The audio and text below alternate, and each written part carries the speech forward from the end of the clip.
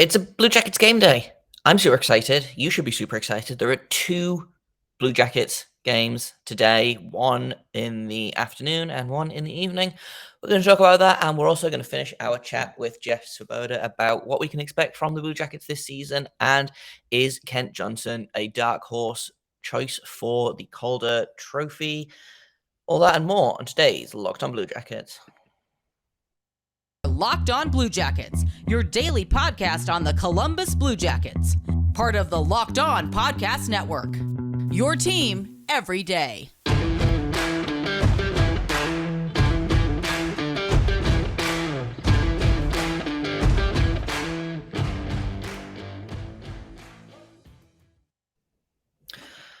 Hello and welcome to Locked On Blue Jackets. We're part of the Locked On Podcast Network, your team every day. I am, as always, your host, Jay Foster, here to bring you news, stories, trials, tribulations, previews, reviews, and more about your favorite team and mine, the Columbus Blue Jackets. Before you start, I want to thank everyone for making this your first listen of the day every day. Locked on Blue Jackets is free and available on all podcast platforms and also over on YouTube. So if you're not subscribed over there, then maybe you should think about hitting that button. It helps me out. It helps you out. Everybody wins. To everyone who has subscribed thus far, I super appreciate you for watching, listening, tuning in, etc. It's a Blue Jackets game day, finally. It's the first Blue Jackets game day since the start of April. So is it a meaningless preseason game? No, it is two meaningless preseason games, but I'm super excited, and I thought we'd just talk a little bit about training camp so far and how the lines could shape up, because there's one line in particular that I am really looking forward to tonight, and I hope that we get to see plenty of it. So let's get started off with that, and then afterwards we're just going to finish off our conversation with Jeff Svoboda. We're going to talk about what the expectations are for the Blue Jackets this season, and we're going to talk about whether Kent Johnson could be a dark horse for the Calder. So speaking of Kent Johnson, let's get right into what we're seeing from him in training camp, because so far it is all good. And the most exciting thing, I think, he got a chance yesterday to take a spin as that top line center between Gaudreau and Laine. Now, it is training camp. It is preseason. These lines are jumbled. Cole Sillinger currently day-to-day with an injury. Boone Jenner is not scrimmaging. He is practicing, but not playing at the minute. Obviously, he just came off of a semi-long-term injury. So, Gaudreau and Laine have kind of had a variety of centers. They've had a little bit of Boone Jenner. They've had some Cole Sillinger, Jack Roslovic, I believe, and Victor Rask took a spin in that spot as well. But in the open scrimmage, or open to the fans scrimmage yesterday at the Ice House in Columbus, they had Kent Johnson centering that line, and they, I believe, were on the ice for all four goals. Laine got two, and Cole Clayton was playing defense. He got another one, and someone else, I think Johnson, actually might have scored one of his own. So it's all looking pretty exciting for that line. Again, I'm going to preface preseason training camp means basically nothing. This is where they get to do things like this, to try out what's good, what's bad, and some possibilities for the season. But I think we're going to see that line tonight against Pittsburgh, and I personally super excited by that. It's a split squad set of games, so half of the roster, or half the training camp roster, will be in Columbus, and the other half will be in Pittsburgh. I believe the first game starts at 1 p.m. Eastern, and then the second game starts at 7 p.m. Eastern. So plenty of Blue Jackets hockey to look at, but that's the one that I am keeping my eye on. So speaking of Blue Jackets hockey being back, we're gonna just finish off the conversation that I have been having this week with Jeff Svoboda, who, like I said, was kind enough to sit down for literally a full hour and change of conversation about how the Blue Jackets did this off season, how they did last season. We're finally looking at how the Blue Jackets could do this season. We're looking at how the Metropolitan Division shapes up. Could the Blue Jackets make the playoffs this season? And the answer is maybe, but it really kind of depends on a bunch of different factors. And we're also talking a little bit about Kent Johnson as a dark horse for the Calder, because I feel like it's going to be a Michigan kid that wins it. And why not Kent Johnson? So that's all coming up in just a minute. But first, I've got to tell you about BetOnline, because it's your number one source for all football betting information this season. You can find all the latest player developments, team matchups, news, podcasts, in-depth articles, and analysis on every game you can find. And as always, BetOnline remains your continued source for all your sports wagering information, with live betting and up-to-the-minute scores for every sport out there. So if you want to put money on Kent Johnson winning the Calder, that's something I'm probably going to be putting a few dollars on at some point, because, hey, if he's a dark horse, then more money for me at the end when he blows everyone away and wins it. So that's what I'm going to be betting on. And BetOnline is the best place to do that. It's also the fastest and easiest way to check in on all your favorite games and events, including MLB, MMA, boxing, golf, F1, NASCAR, basketball when that comes back, football, obviously, and most importantly, the NHL. So head to betonline.net on your laptop or mobile device to learn more, because BetOnline is where the game starts. The season starts soon, which, again, as we kind of talked about at the start of the season, at the start of the interview, is kind of crept up on us. How do you think kind of overarching expectations of the Blue Jackets? We talked a little bit about how Johnny Gaudreau makes them a better team immediately. Is this a team that can maybe surprise some people, make the playoffs? Is this a team that are just going to be kind of better than last season, but not a playoff team? Like, where do you see them falling in the league and kind of in the Metro division? Yeah, well, the expectation is, you talk to coaches and players, they say they want to make a playoff push this year. That's very much the stated goal. You feel like a year ago you're in the playoff push until March, and now you had one of the best players in the league, and you hopefully shore up some of the issues you had a season ago. Then yeah, you feel like you could be in the mix. You feel like you could be a playoff team. I think it's going to be very difficult to be a playoff team, just because the factors you look at. You said you were 19 points out of a playoff spot last year. So, it was unique a season ago that all 8 teams in the East had at least 100 points. And so is that going to happen again this year? Probably not. But I went back and did the math. The average last spot in the Eastern Conference since they switched to the current format is 97 points. And so if you take that as the number, you probably have to be 16 points better. Now you look at the Metro. These are still pretty good teams. Carolina made a lot of moves, but they're probably just as good as they were, if not better. The Rangers, they've still got Artemi Panarin and Adam Fox and, Igor Shesterkin. Do they backslide a little bit? I'm in off-season form. I don't have that name down there. But is Shesterkin as good as he was last year? It'd be really hard to be that good again. But it's clear he's an elite goaltender, and with the pieces they have, they should still be a playoff team. Pittsburgh and Washington, everybody's talked about when do those teams fall off a cliff because of how much older they're getting. Well, it hasn't happened yet. And, those are proud franchises that are not just going to, keel over and die at a moment's notice. And so that's 4 playoff teams out of your division there last year. So, and then you look around the rest of the conference. You've got Tampa Bay, you've got Florida, you've got Toronto. Those are still probably going to be playoff teams. Boston has been a perennial playoff team, and I think they're probably not as good as they once were as they get older. But they're not going to be an easy out. Detroit thinks it got better, a lot better. Ottawa thinks it got a lot better. Even the Islanders think they got a lot better. The Devils think that their youth is finally going to come together and make them in the mix. Buffalo, the black cloud that was there seems to have lifted. I don't think they think they're a playoff team, but I think they think they're better. So you go up and down. I just named 12 teams right there that think they're going to at least have a chance to be in the mix for at least a playoff push. So it's going to be tough. The Athletic came out with its Blue Jackets projections based on Don Lucian's model today, and it said 3% chance of playoffs for the Blue Jackets. I think that's probably a little low. I think that his model tends to underrate a couple of the Blue Jackets players and some of the things they have going for them.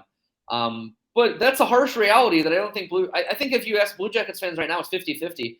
Well, then this math thing says 3%. I think the true answer is probably somewhere in the middle of that, just because of how hard it is to make the playoffs in the Eastern Conference. It'll be a big disappointment if they're not, in the mix until the end of the season, or at least into the trading deadline. But it's going to be tough. It's going to be really tough because of all the things I just mentioned. And that doesn't necessarily mean that they've had a bad season. I love the future of this team. I love where it's going. I just think the way that this Eastern Conference is constructed right now, it's going to require a really good season out of this team to make the playoffs. And I think that is in them, but it's also just as likely it's not in them because of all the reasons I just answered. So I'm trying to kind of tap dance my way around it because I don't want to take away the enthusiasm of the fan base. You should be excited. You've got Johnny Gaudreau. You've got a great young team. There's a lot of things to like about where this thing is right now. But it's still going to be a tough ask to make the playoffs because of just all the factors I just mentioned.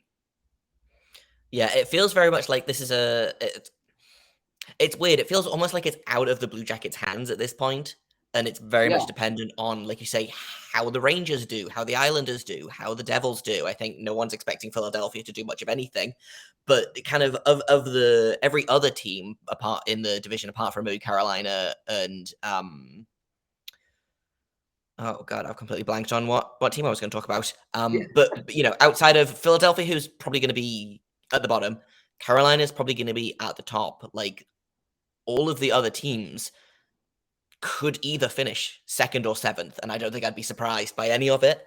So it really feels like Columbus is kind of, they're going to do what they can do, but a lot of it feels dependent on, like you say, the Islanders not being very good, the Rangers backsliding, Pittsburgh finally admitting that it's a million years old and being bad, Washington kind of doing the same thing. So it's really tough to say, well, yeah, if the Blue Jackets play well, they're going to make the playoffs, because that's not necessarily how it works. Sometimes teams make the playoffs because other teams were worse, if that makes sense.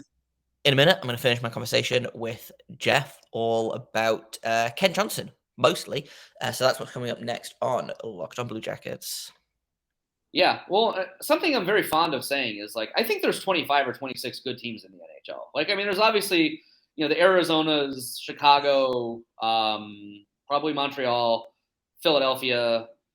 Those are not good teams at the end of the day going into the season.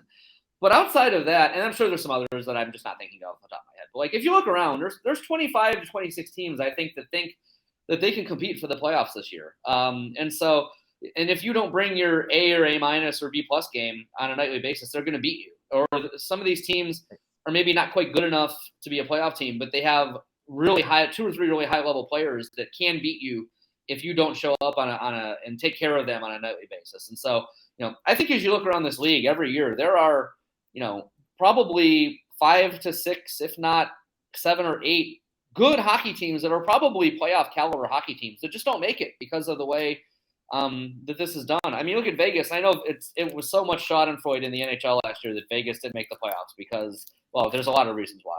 But this is still a team that had, they were hurt at times in the year. But this is still a team that's Jack Eichel and Mark Stone and Shea Theodore. And, you can go up and down that lineup. I mean, they have really good players, and they missed the playoffs last year. And you can look at probably 6 other teams that are in that boat that just didn't make it because there's only 16 spots. And there's probably 24, 25 good teams. And the Jackets might fall in that category this year, being a good team that has really good players that doesn't make the playoffs. Hopefully they are a good team that has good players that does make the playoffs. But there's always teams that fit in that other boat, that it just shows how hard it is to make the playoffs in this league. And John Davidson said that in his media day address, is that this is a hard league to make the playoffs. And I think he's right. I think people underrate that, to be honest with you. Yeah, for sure. In terms of other expectations, I was talking with a couple of the other podcast hosts about the Calder Cup, or the Calder Trophy, excuse me, which I think is probably the one that Blue Jackets fans should have their eye on as a potential for winning this season. And so I think a University of Michigan player is going to win the Calder this year. But obviously that opens up to, you've got Owen Power, you've got Matthew Beniers, you've got Kent Johnson, obviously. Even guys like Thomas Bordelot in San Jose could be a dark horse. Do you think Kent Johnson's got a chance at the Calder? Obviously, it depends on a lot of things, but how do you think he's going to be in the race? He feels like a guy that could really take off this season. Yeah, I mean, I have very high hopes for Kent Johnson this year, and I think he's on the Blue Jackets for most of the season, if not all of the season. I just feel like it's they feel like he's probably there. He feels like he's probably at that level. I guess we'll find out in camp. But he's pretty much aced everything else. I mean, he aced juniors, he aced college. He was on a world championship team in Canada that was very good, and he had a big part of that. He won the World Juniors for Canada. So, I mean, what's really left for Kent Johnson to do other than do it at the NHL level? So I think he can be in the race. Yeah, it's going to be tough to win, as you said, just from players who wore maize and blue alone. Owen Power is probably going to play 25 minutes a night in Buffalo. So he's going to be right up there. Matty Beniers, Seattle probably still not a playoff team, but Matty Beniers is going to play in just about every situation and play a lot for that team. And so he's probably going to rack up the points. And there's, I'm sure, other guys that you can put in that boat that I'm just not thinking of right now. So, it's hard to predict that Kent Johnson's going to win it, but do I think he has the skill and is going to get the opportunity to be in the race? I do. It'll depend on kind of where he falls in the lineup too. Does he force his way? The thing that's interesting about the Blue Jackets lineup this year is on the wings, you've got, Johnny Gaudreau and Patrik Laine are right now your top pair of wings going into the season. I think they still think, even though they're older, Gus Nyquist and Jake Voracek are top 6 wings. So how does Kent Johnson knock down that door? Because I think they're going to look at him at center, but I think he's still at a point. They think he's a winger going into the season until he adds more strength and works on faceoffs and things like that. I think he's most likely a winger. So does he barge that door down and say, hey, guess what, Gus Nyquist, you're a third line winger now? He very well could, but he's got to do it. And those are proud veterans who are very good players. So how much playing time does he get compared to a Matty Beniers or an Owen Power? That's going to factor into things like that. But I think that there was a point in this summer where I was like, when does Kent Johnson finally pop? And I think the World Juniors and the Traverse City tournament, okay, you're starting to see this guy pop to where it's going to translate to the NHL level now sooner rather than later. So high hopes for him for sure. But Calder, maybe a dark horse, but there's probably other guys I'd put ahead of him. But it's there if it all comes together. So. Yeah, it felt very much like watching him in Traverse City. I was like, oh, here he is. This is the Kent Johnson that people have talked about. Because I know when he was drafted, there were a lot of people who were like, is he the best player in the draft? Probably not. Is he the most exciting player in the draft? Maybe. He's got people jumping out of their seats every game at Michigan, and he feels like you kind of saw that at Traverse City. So I'm super excited for Kent Johnson to, like you said, maybe he doesn't win the Calder, but I think he maybe makes it an interesting race. So I think the thing to kind of finish on here is the Blue Jackets might not be good this year. I think they're going to be better. They might not be good, but I think they are going to be fun. And I think at this point, sometimes that's the best thing you can ask. And I'm super excited for this upcoming season. I know a lot of my listeners are. I'm sure you are, all of the players, the management and everything. But now it's just kind of time to, I think, stop speculating and just watch this team in training camp, because training camp starts. Oh, it started today, actually, as of the time of recording this. So I think the best place for people to go if they want training camp update, if they want player update, is the work you're doing. Because I think you've had some really great work over the summer. So where can people find kind of the articles that you've written, the articles you're going to write, quotes, everything? Where can people find your work online? Yes. No, I appreciate the kind words. And, you said this team could be fun. They were fun last year. The way that they were kind of a never say die team and the rallies they had and stuff like that, and the personalities, they were fun. They got a lot of the same personalities back. So, hopefully they continue that fun stuff. Hopefully that fun involves, giving up fewer goals. I think that's what they're hoping for. But I do enjoy a fun hockey team. That's for sure. So, but no, I appreciate the kind words. Like I say, the Twitter handle is Jackets Insider. So, I'm at everything. So, posting updates, things like that. So, you can follow it there. I obviously post links to all my stories, but everything I write from an editorial standpoint is also available at bluejackets.com. So those are the two main spots to find me. Well, huge thanks for you giving up your time for this extremely long Blue Jackets season preview.